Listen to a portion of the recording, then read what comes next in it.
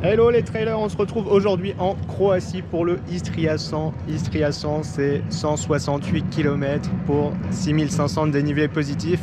Je me suis un peu éloigné du départ pour vous parler parce que beaucoup de bruit là-bas. Mais voilà, hâte de prendre le départ et puis on se retrouve tout à l'heure sur la ligne de départ. Allez, à toutes. 20 minutes du départ.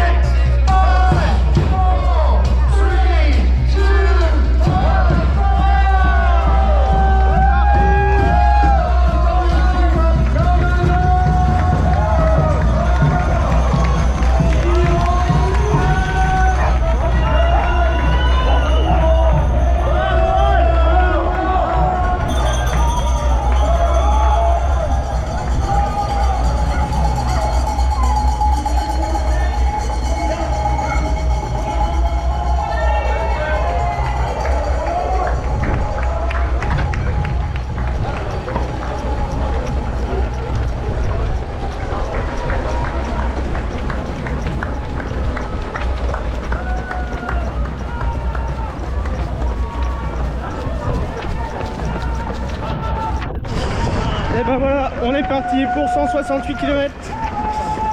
On va profiter des moments où il fait jour là, parce que dans même pas 2 heures il fait nuit. On va courir un peu là. Allez, on se retrouve soit tout à l'heure, soit demain matin. Des bisous.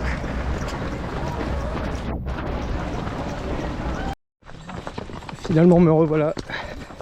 Hop, un petit point après 2 km. On est déjà dans les singles, ça bouge un tout petit peu mais c'est parti fort, hein. Parti très fort devant, la mer sur la gauche.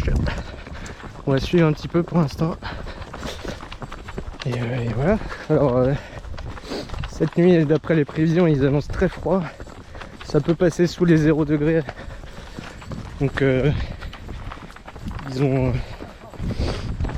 ont dit équipement froid obligatoire. On va voir ce que ça donne. Beaucoup de pluie qui est prévu aussi. Pour l'instant on a de la chance, on est parti sous la chaleur, un peu de soleil, mais ça se couvre déjà. Donc on va voir. Allez, je vous en dis plus bientôt. 4e kilomètre.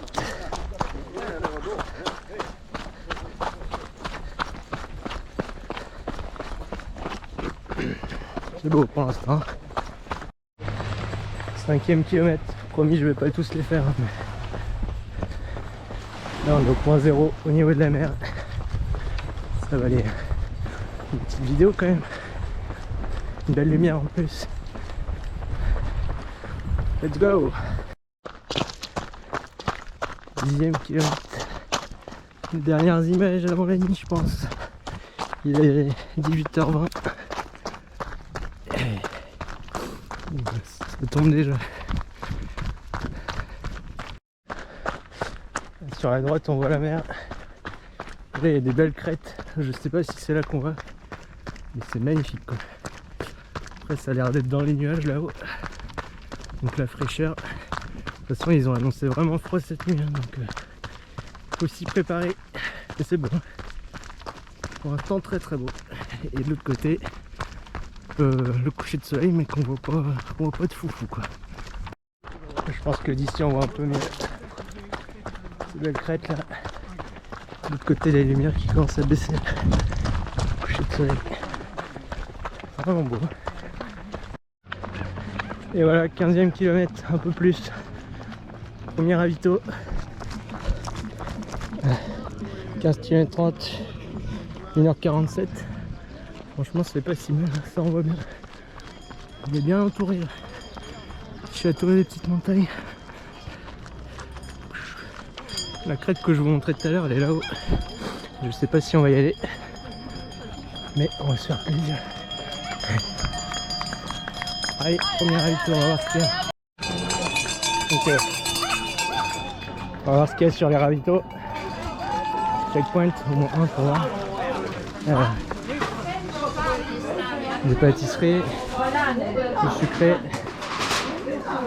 des noisettes, du salé, des chips. Et après il y a du coca et tout ça. On est pas mal, on va pas s'attarder là. On va juste faire le plein d'eau et on va repartir. Et ben on est monté aux ruines qu'on voyait depuis le ravito. Les supporters qui sont là. Hop.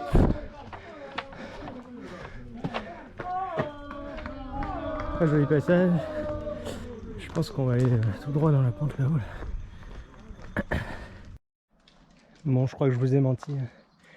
Il est 19h25 et il fait toujours pas nuit. On a encore un petit peu de répit devant nous. On a bien rejoint la petite crête que l'on voyait tout à l'heure avec la mer à droite et le coucher de soleil. Bon, la mer elle est un peu en surplomb, on la voit pas. Par contre là on commence à bien voir le coucher de soleil, vraiment joli. Et là on va monter dans le brouillard, il commence à pleuvoir un peu. Let's go. Ouais, désolé mais je vous la remets une dernière fois, la lumière est incroyable. Ça se reflète de l'autre côté, je sais même pas si vous voyez là, mais ça fait un arc-en-ciel. C'est vraiment trop beau quoi. Et là la mer. Et il est entier l'arc-en-ciel. Beautiful. Et voilà, 20h pile poil. On a sorti la frontale, il fait bien nuit là. Encore les dernières lueurs du jour, mais sur la frontale on voit rien. Et là on voit la mer. On voit pas grand chose, pas mal de brouillard. On imagine bien en tout cas. On continue de suivre les crêtes. Hein.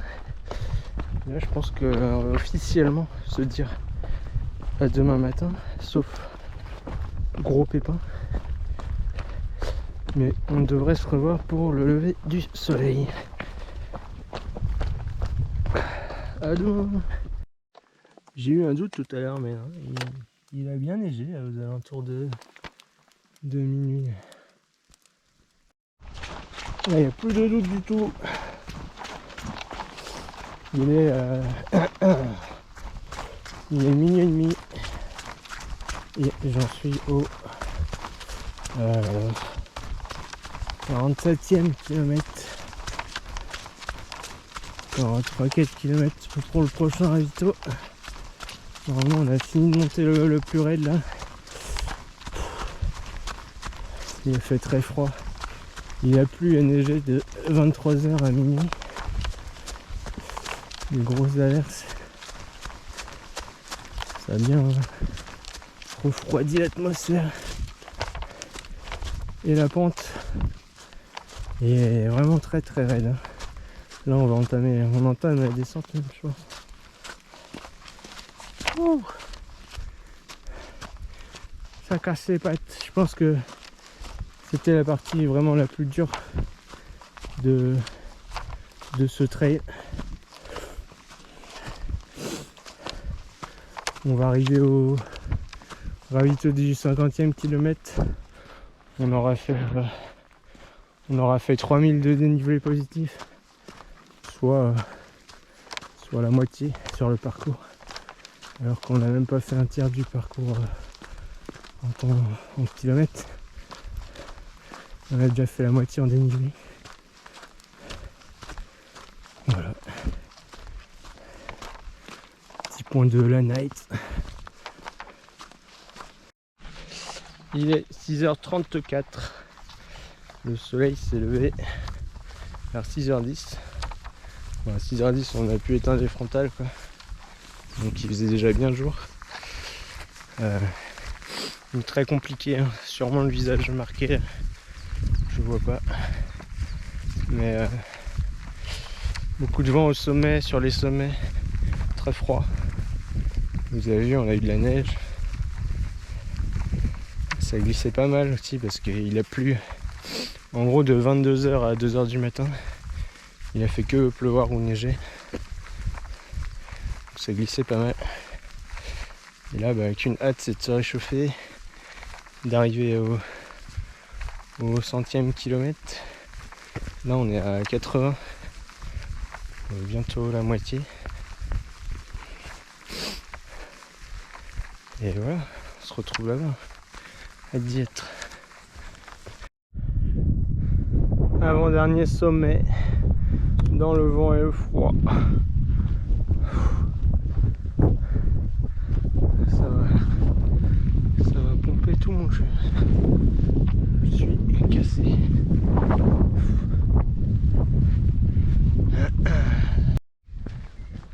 Je vous montre un petit peu la vue maintenant. Parce que là on va au dernier haut sommet de la course. Il est dans le nuage. Et après, fini le vent et le froid. Bon, un peu de soleil là-bas, j'espère qu'il va venir par là parce que c'est toujours aussi froid. Je vous montre la vue de là-haut quand même, ça serait dommage d'être venu ici et de pas voir ça. Un peu de vent, hein.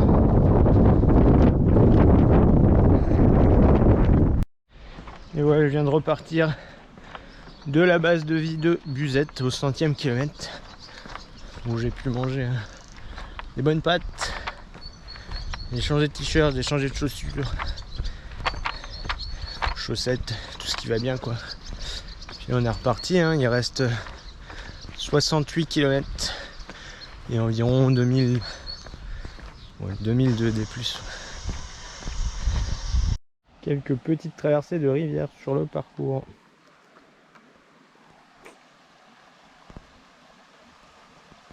Les petits cailloux, on va passer là-bas. Hein. Je crois qu'on est sur un point de passage d'un peu tous les coureurs. Du coup, c'est labouré. Ça glisse un peu.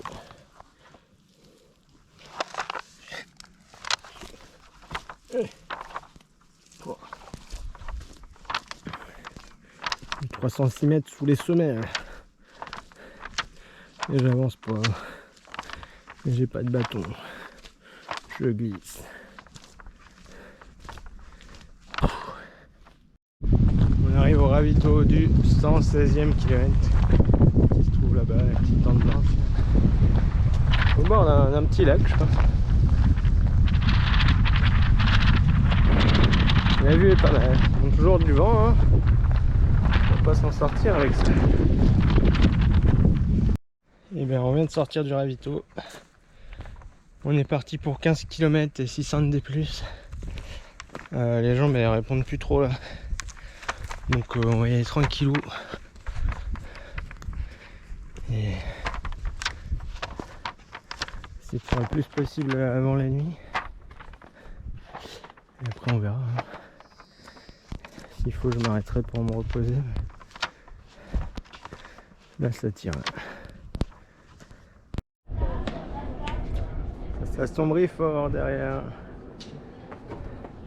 Depuis tout à l'heure il pleut un petit peu, il pleut plus. Voilà, si on va là-bas, il y a zéro chance qu'on s'en sorte. Hein. C'est ça que je peux dire. Allez, c'était le dernier, non l'avant-dernier point de vue. Parce que là il va rester 700 de dénivelé après ça. Et on aura fini pour le dénivelé. Il y a 3 km de descente pour rejoindre le ravito. Qui doit être en bas, je sais pas si on le voit. On le voit pas. C'est bien noir quand même. Et voilà, il est 17 h, ça fait donc maintenant 24 heures que nous sommes en course. Et nous avons fait 129 km. Qui va en rester en gros 40 quoi. 39-40 km. Qui risque d'être compliqué. Ça va finir de nuit. Il y a la pluie qui se pointe. En espérant qu'elle soit moins froide qu'hier. On veut pas passer la même nuit qu'hier en tout cas. Allez, croisons les doigts. Et on est reparti pour 15 km et 628 de dénivelé positif. Ça ressemble un peu à la section d'avant. Sauf que cette fois-ci, ça sera les derniers mètres de dénivelé positif. Et ça fait plaisir parce que les deux dernières portions, elles descendent ou elles sont un peu plates quoi. Donc là, il nous reste 37 km. On va être dans la gestion. Hein. On va arriver vers 2-3 heures du match, je pense. Pour 32-33 heures. Et plus si jamais ça se passe pas bien.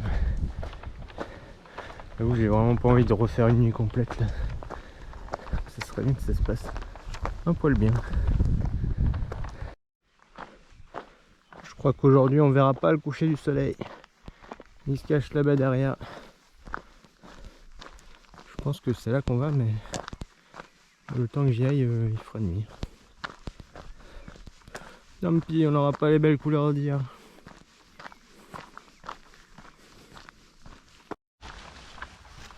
On attaque les 10 derniers kilomètres de ce trail. Et il ne pouvait pas y avoir pire terrain pour moi. La bouillasse. Les chaussures, il y en a partout. Ça glisse dans tous les sens et on n'avance pas. Donc 10 km, mais on n'est pas encore arrivé. On arrive sur le port de Yomag. 500 mètres de l'arrivée. Là-bas. La tour que vous voyez là-bas en face. Vous voyez tranquillement. J'ai vraiment plus de jambes. Quoi. Je pense qu'un kilomètre de plus, c'est j'ai abandonné. Allez, go to the finish line. Faut passer dans les petites ruelles. Pour arriver devant la tour. Je sais pas ce que c'est. Enfin, l'église. Je crois qu'il y a une encre marine dessus.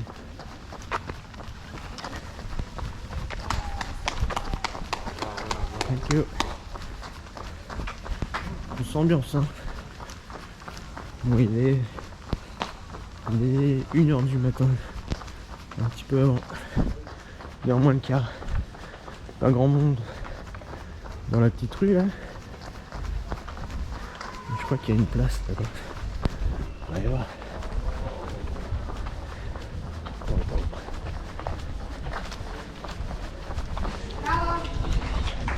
Thank you.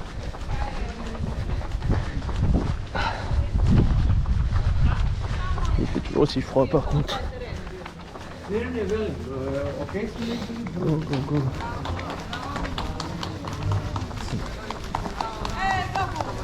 Thank you. Bravo, bravo. Petite arche d'arrivée qui est là. La tour, je sais pas ce que c'est.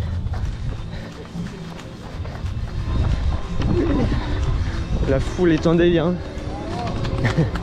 Thank you. Je vous montre l'envers du décor. Et nous revoilà le lendemain de course pour le petit récap habituel.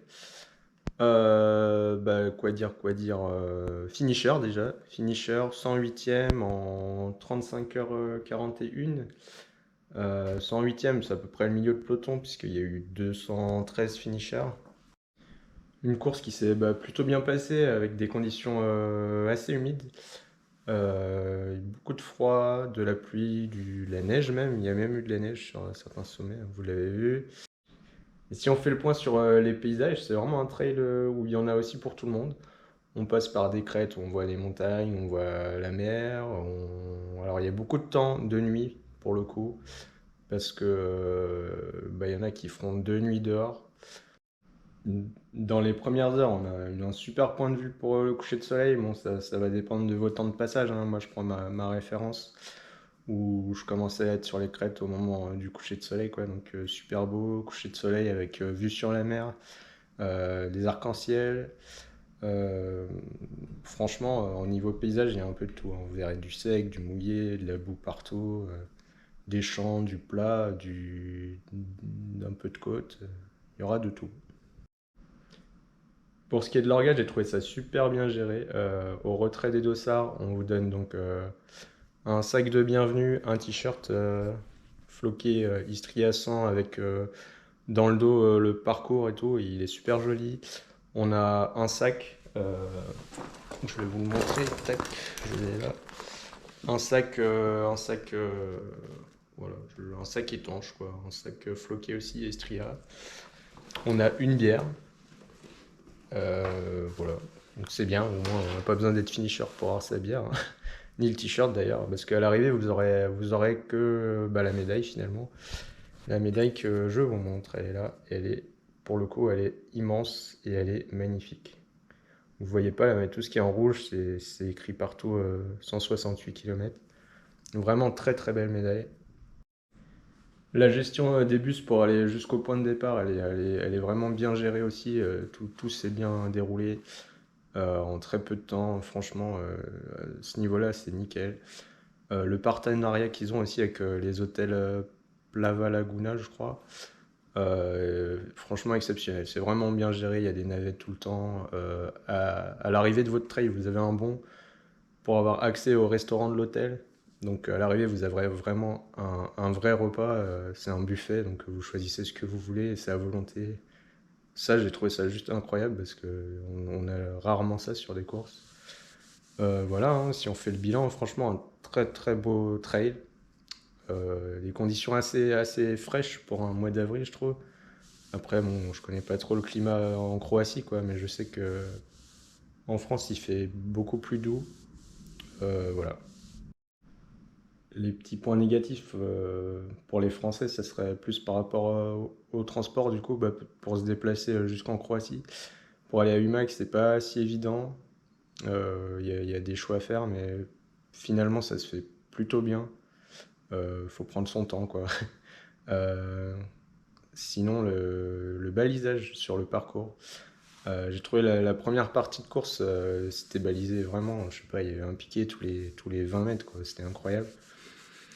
Et au milieu de la nuit, là, sur la fin de la nuit, j'ai réussi à me perdre deux, trois fois. Et je suis pas tout seul parce que j'ai croisé des coureurs à l'envers qui se perdaient aussi. Je sais pas, c'est peut-être un manque d'attention, hein. La nuit, c'est moins facile, on regarde moins. Et comme on est quand même souvent seul, c'est un trail où on n'est que 200 hein, sur 170 bornes, donc ça s'étend beaucoup. On se retrouve souvent seul et il suffit d'avoir une absence ou du plus être concentré à 100% et tu rates la balise et tu te réveilles une minute plus tard et t'es là, waouh, je suis où là? Tu fais un petit demi-tour et puis voilà, hein, ça repart. Mais c'est vrai que sur le coup, ça fait bizarre. Voilà. Sinon, je pense que j'ai rien d'autre à dire, hein. N'hésitez pas à aller en Croatie, ce trail est vraiment joli. Et en plus, il vous rapporte 4 running stones, donc si vous comptez faire l'UTMB un jour, c'est des points importants à prendre. Je vous fais des bisous et on se retrouve dans 3 semaines, je crois, pour le trail des Coursières, un 54 km avec 2400 mètres de dénivelé positif dans les monts du Lyonnais. Voilà. Allez, bye bye.